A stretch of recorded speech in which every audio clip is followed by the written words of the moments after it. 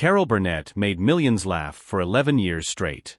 But in 1977, she did Carol's childhood something that made her entire crew cry. The episode aired once and broke viewers' hearts. Critics called it brilliant. Awards poured in. But Carol never watched it again. Not once in 47 years. She said it was too real. The sketch hit so close to home she couldn't bear seeing herself in it. What made America's Funniest Woman refuse to face her own performance? Carol Burnett was born on April 26, 1933, in San Antonio, Texas. From the very beginning, her life was surrounded by pain. Her parents, both alcoholics, were unable to care for her. Her father worked at a movie theater, but he couldn't hold a job for long. Her mother drank just as much and wasn't emotionally present. Both would later die from alcohol-related illness. By the time Carol was just a toddler, she had already learned what it felt like to be unwanted. The people meant to love her most had chosen bottles over bedtime stories. It was a lonely, unpredictable world, and Carol learned early on that laughter could protect her from breaking. When her parents fully gave up on raising her, Carol was taken in by her maternal grandmother, Mabel White. In 1940, they left Texas and moved to Hollywood. But there was no red carpet waiting. They lived in a single cramped room in a rundown boarding house surrounded by other broken souls. Addicts, mentally ill tenants, people clinging to hope while starving on welfare. Carol and her grandmother survived on $20 a week, barely enough for food, let alone a dream. But Mabel gave Carol what she'd never had before, unconditional love. She was poor, yes, but she was finally safe. In the middle of that chaos, Carol invented an escape. She created a pretend twin sister named Karen. Karen was everything Carol wasn't. Confident, beautiful, always smiling. And Carol made her so real that even the other tenants believed she existed. She'd run up the fire escape, change clothes, change her hair, and reappear as Karen, charming and playful. Then minutes later, she'd return as Carol. The fact that these adults, many of them barely hanging on themselves, believed it says a lot about both Carol's acting skill and how much everyone in that house needed something joyful to believe in. But some escapes were more real than others. Every Saturday, Carol and her grandmother would go to the movies. Tickets cost 25 cents for two, more than 10% of their weekly income. For those few hours, Carol left behind the peeling paint, the shouting, and the fear. On screen, life sparkled. Stars danced, people kissed, there was food, beauty, and order. But when the credits rolled, survival came back into focus. They couldn't afford toilet paper at home, so they'd quietly steal it from the theater bathroom. They weren't ashamed, they were desperate. Even at 7 years old, Carol understood what it meant to be hungry for more than food. One day, sitting in that darkened theater, she heard Johnny Weissmuller's famous Tarzan yell echo through the room. It hit her like lightning. At home, she began mimicking it obsessively, perfecting every pitch and rhythm. She had no idea she was training her voice, building the kind of breath control most singers take years to master. It was just a game, but it became a signature. That yell would later bring down audiences in laughter and applause during her live shows. What began as a child's imitation became one of the first tools in her comedy arsenal. By the time Carol finished high school, she had one dream: journalism. Her mother had always wanted to be a writer, and Carol felt obligated to finish what her mother couldn't. UCLA was the goal, but when the time came to enroll, she faced a brutal reality. She didn't have the $50 needed to cover tuition. That's around $600 today. For most people, it would have meant the end. And for a while, it seemed like it was. Then something strange happened. A stranger whose identity she never learned stepped in and paid the amount. No strings, no explanation, just enough money to change her life. At UCLA, she planned to study journalism. But one elective theater class flipped her world upside down. In that room, something inside her clicked. She wasn't shy anymore. She wasn't poor or invisible. She was funny, loud, and completely alive. Her professors noticed it. So did her classmates. She could sing, act, and make people laugh in the same breath. Suddenly, journalism looked too small for her. She switched majors. It was risky, but for the first time in her life, she wasn't surviving. She was dreaming. That risk paid off quickly. At the end of her freshman year, she was named most promising newcomer in UCLA's theater program. It was more than a title. It was a prophecy. It told her she wasn't crazy for chasing this dream. It gave her the courage to push harder, to take the stage seriously, and to stop apologizing for wanting more than just survival. The award opened doors, giving her better roles in school productions and support from mentors who could see she wasn't like the others. She wasn't just another hopeful actress. She had the kind of spark you couldn't fake. Carol Burnett was just a college junior in 1954 working as an usherette for 65 cents an hour when her life took a strange turn at a party in San Diego. She wasn't there to celebrate. She was stuffing hors d'oeuvres into her purse to bring home to her grandmother. That's when a sharply dressed stranger approached her. He wasn't in showbiz. He was a millionaire shipbuilder from La Jolla. Carol told him she dreamed of going to New York to make it on Broadway, but couldn't even afford UCLA's $43 tuition. The man made her an offer that sounded too good to be true. $1,000 each for her and her boyfriend Don Soyan. But he gave them 3 rules. Never reveal his name. Only use the money to get to New York. And if they made it, they had to help others do the same. He didn't want credit. He just said someone had once helped him and he was paying it forward. His wife would later say he'd done this kind of thing before for gas stations, restaurants, and people chasing dreams. With the $2,000 in hand, Carol and Don packed up and left UCLA behind. They headed east in 1954, even though Carol had never been further than Texas. She didn't know anyone in New York, but she didn't care. She said later, "I didn't know enough to be scared." They landed in the city and checked into the Algonquin Hotel at $9 a night. It was too much. The money started disappearing fast. At one point, Carol broke down crying while making a collect call to her family who begged her to come back. Then, right as she was about to give up, she heard a radio announcement. A hurricane named Carol was moving up the coast. She took it as a sign. Somehow, it gave her strength to stay. She soon found herself in a completely different world. The Rehearsal Club. It was an old boarding house for young women trying to break into the arts. For $18 a week, Carol got a cot in a shared room with 4 other actresses. There was only 1 bathroom and 1 closet. But to her, it was paradise. She'd been sleeping on a couch back home. The place buzzed with energy. Girls practicing lines, singing, running around with curlers in their hair. To make ends meet, Carol worked as a hatch check girl at night and auditioned during the day. It wasn't glamorous, but it was real. In March 1955, she and the Carol's Broadway career Other Girls put on a show called the Rehearsal Club Review and mailed out invitations to agents and producers. Big names like Marlene Dietrich showed up. That night, doors started opening. Her first big break came from something totally ridiculous. A love song about John Foster Dulles, the stiff, ultra-serious U.S. Secretary of State, written by Ken Welch. It was a joke song, over the top and absurd. But Carol performed it so perfectly that it became her signature. The audiences went wild. She got invited onto the Jack Paar Show and then the Ed Sullivan Show. On January 6, 1957, she stepped out onto the Sullivan stage with her knees shaking. But by the end of her set, people were howling with laughter. In August that same year, she went back to perform the Dulles song again, plus a parody of Puppy Love. That ridiculous ballad turned her into the talk of New York comedy. For the next 5 years, Carol kept grinding. She had a small role on The Paul Winchell Show in 1955, where she played a ventriloquist's Dumas girlfriend. That led to a part alongside Buddy Hackett in Stanley, which only lasted a year. But in 1959, everything changed.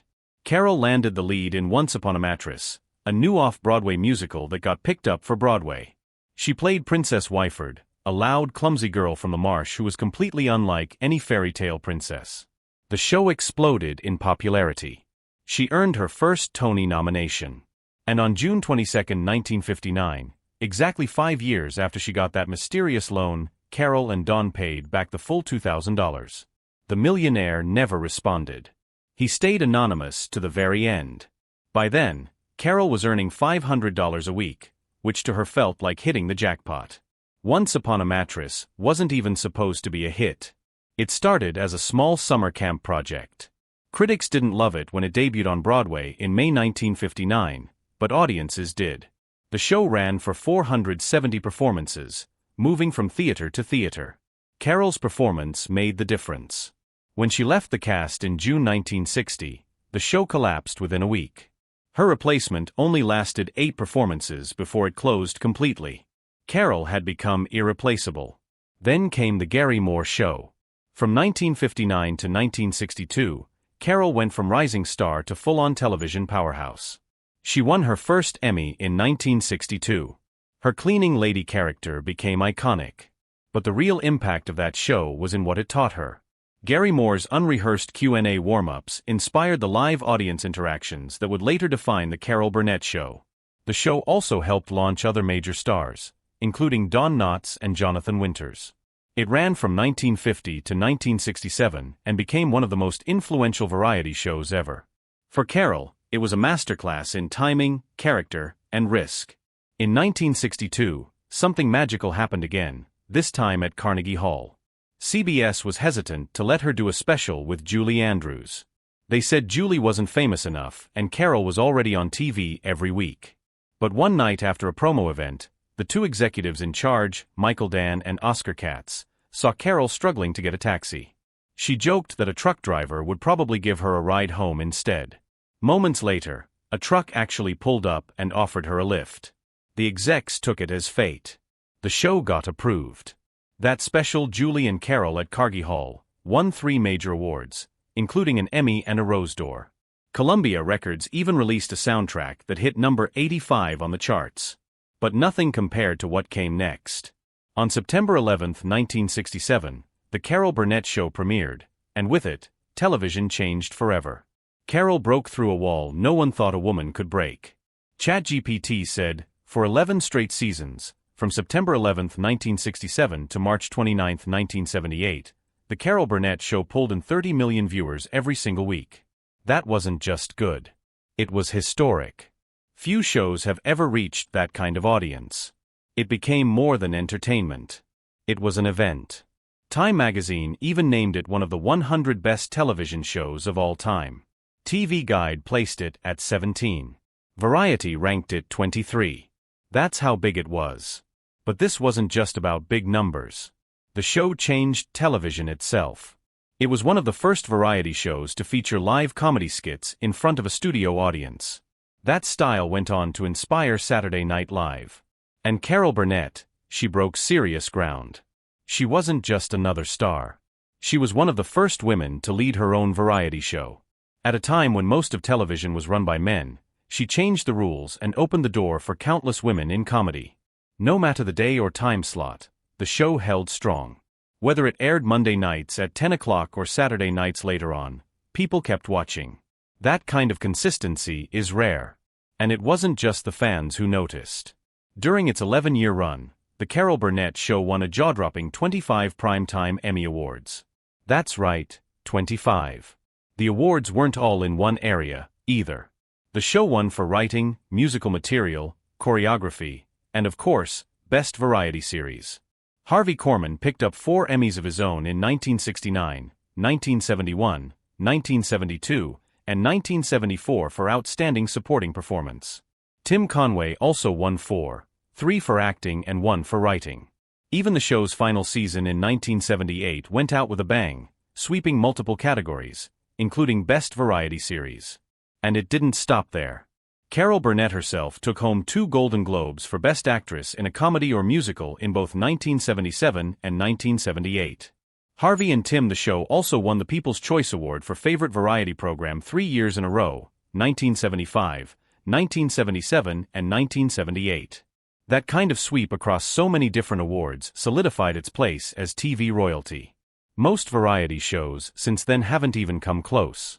But behind the scenes, not everything was laughter and applause. During the show's 7th season, Harvey Korman nearly walked away for good. That week, guest stars included Tim Conway and singer Petula Clark, 2 of the kindest people in showbiz.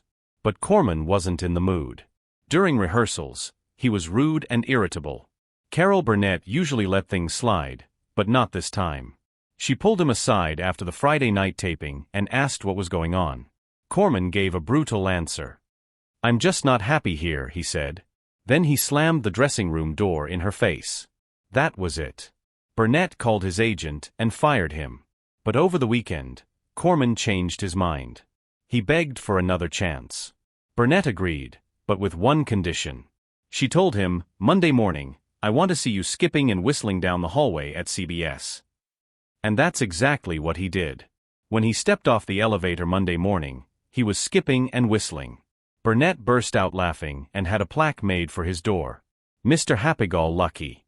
Corman stayed with the show through season 10. Then came Tim Conway. Conway was the wild card. He had a rule.